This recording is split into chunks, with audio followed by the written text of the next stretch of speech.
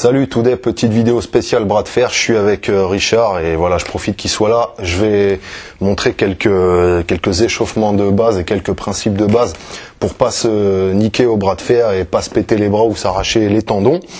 Et bah ce sera tout, ce sera déjà pas mal. Alors, déjà on va commencer par des petits échauffements. On commence bras droit. Donc en fait, quand ça part, voilà, on tourne le poignet. Bon là c'est juste pour vous montrer, on va pas le refaire. En fait on vient déjà de le faire, donc voilà, on s'est pas mal déjà crevé. Voilà, après on fait dans l'autre sens.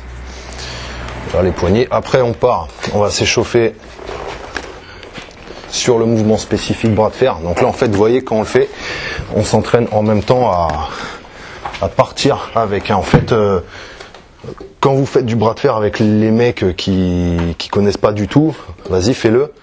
Ils vont rester comme ça et c'est leurs bras qui partent. Et en fait, quand la main part vraiment trop loin par rapport à l'épaule et au coude, en général, c'est l'humérus qui pète. D'ailleurs, bah, sur les vidéos, vous pouvez checker sur YouTube, hein, Accident Fail, Arm Wrestling Compilation. Vous allez voir tous les mecs qui se font péter le bras au bras de fer.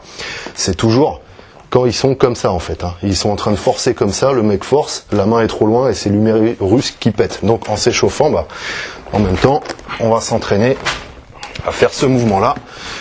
On s'entraîne à faire tout le balancement du corps et tout pour avoir la patate aussi.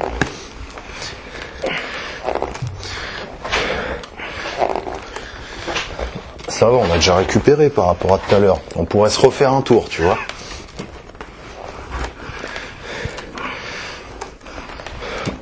Voilà, c'est bon.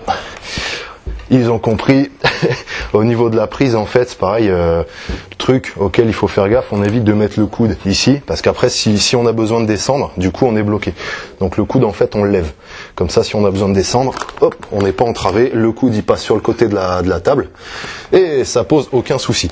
Donc là, on vient de s'échauffer un petit peu en passant, voilà, deux côtés. Maintenant, on va le faire. Lui, il va garder son coude au même niveau, son épaule au même niveau, et moi, je vais le tirer vers moi. Non, c'est ce qu'on faisait tout à l'heure, le 2, les tirages. Voilà, vas-y à toi. Et là, en fait, c'est pour échauffer le biceps. Donc bon, il essaye de forcer un petit peu, moi aussi, c'est ça qui est fatigant.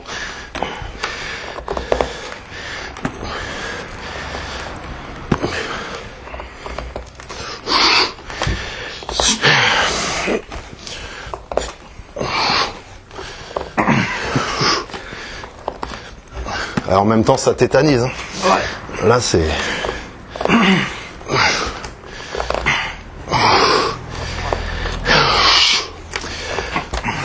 Voilà, alors après une fois qu'on a fait ça, on switch, on fait l'autre bras. Bon, on va pas vous montrer, mais voilà, c'est juste histoire de... On va s'en refaire un petit nous off caméra, mais bon après c'est la même chose, hein. Rotation de poignet, dans un sens, dans l'autre. Les poussées de côté, les tirages.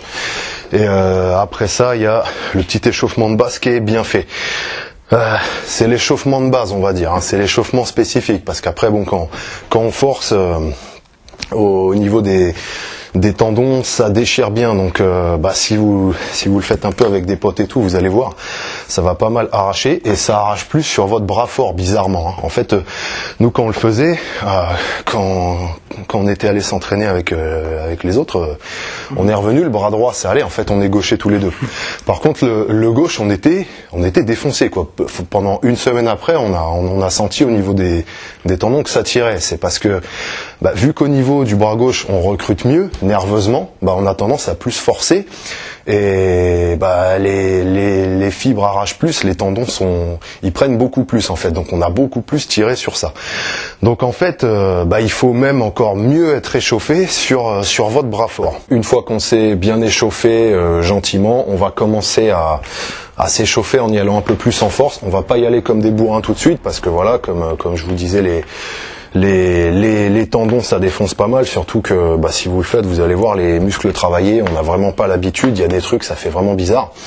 Donc on va commencer à y aller gentiment.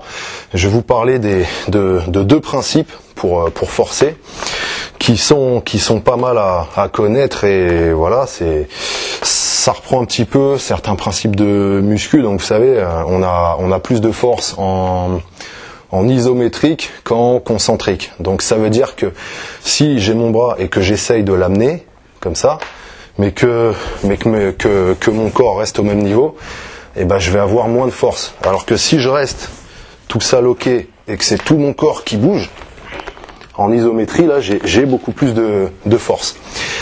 Et ce qui me procure encore plus de force, c'est la phase négative. Ça veut dire que si je viens me mettre ici, si je me dis allez, je vais lui envoyer une grosse impulsion, je vais vraiment le faire toucher, je viens de caler mon poignet comme je voulais et tout, et que c'est le moment de forcer d'y aller, et ben je vais me mettre carrément à l'autre bout. Donc là, je vais être comme ça, et je vais forcer, mais en même temps, je vais me décaler, enfin comme si finalement j'avais une charge et que je résistais, en fait, comme si j'étais à 110% de mon maxi sur ce mouvement là et que mon poignet résistait. Sauf que là, bah, du coup, pour préparer ça, mais garder quand même une bonne position de force, je vais me mettre au fond et ensuite je vais forcer et en même temps je vais me décaler. Et là, du coup, j'ai plus de force. Donc bah, si je combine un mouvement en phase négative avec une grosse impulsion, un truc de barbare, où je vais envoyer un bon pulse d'un coup, ben, ça va forcer, quoi. Il va avoir forcément plus de mal à résister, surtout si lui il est dans une position où il est à un moment comme ça et il a pas trop de marge pour faire de la phase négative, qui peut limite même plus être en isométrique parce que je suis en train de l'ouvrir au niveau du bras. Bah ça me donne un avantage. Voilà, donc mettons on est en train de forcer en chahute, je pars comme ça et je repars comme ça. C'est assez puissant, hein. Ça amorce vraiment un mouvement, même si mettons je suis en train de, voilà, il est en train de m'avoir. En me servant de ce mouvement en phase négative, eh ben je peux vraiment revenir. Il y a vraiment moyen. Voilà. Waouh, bon là on commence à tétaniser un petit peu là. Donc voilà, bon c'était 2-3 petits principes de base pour s'échauffer, pour pas se péter le bras et pour pas trop s'arracher les tendons. Voilà, si vous voulez vous entraîner au bras de fer avec des potes. Voilà, nous après on est débutants là-dedans, hein, on découvre. Donc là on vous montre juste les trucs qu'on a pigés jusqu'ici. Voilà, après c'est loin d'être exhaustif, hein. Il y aura d'autres trucs, on fera des vidéos sur le bras de fer plus tard parce qu'il y aura plein d'autres trucs à montrer là-dessus. Et voilà, c'est tout. Bah j'espère que ça vous a plu.